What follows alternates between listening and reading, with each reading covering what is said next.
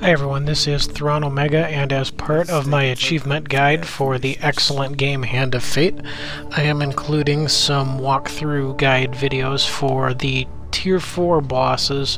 These are the final bosses of the Hand of Fate story mode and the toughest ones to beat, so I thought if any video would be needed, it would be these guys. Now, distance and positioning is critically important in this battle.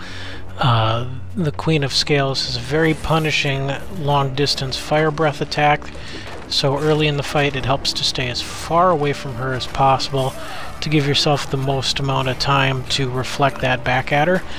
And don't even bother attacking the lizard minions early on. That totem you see me attacking has to die before any of the minions can be killed, so I'm luring the minions far away from the totem to give myself some time to run back and score a few hits on it, then backing off again to have the melee lizardmen come to me so that I can outflank them and get some more hits on the totem.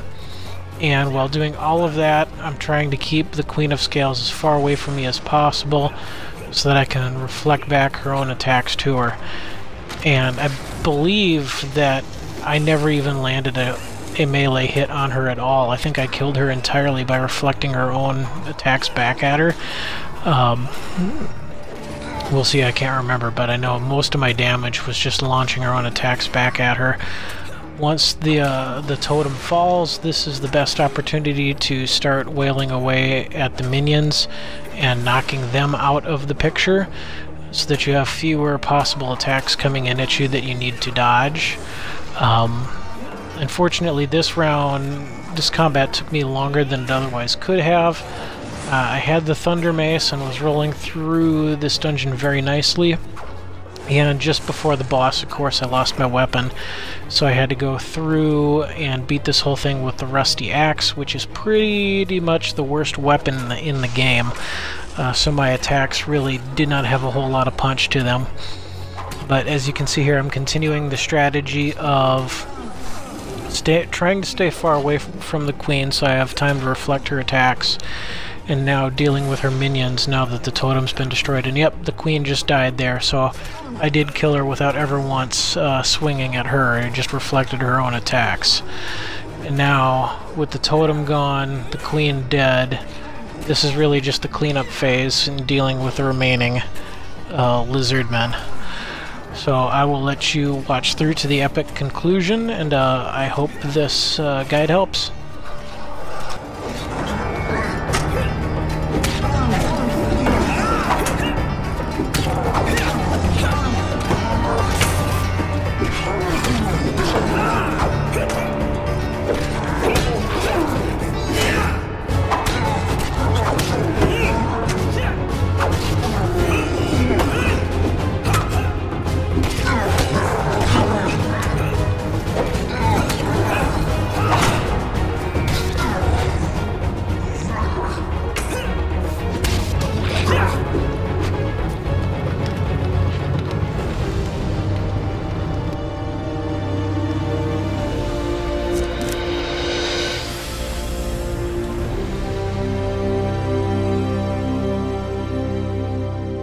You have destroyed something priceless, my friend.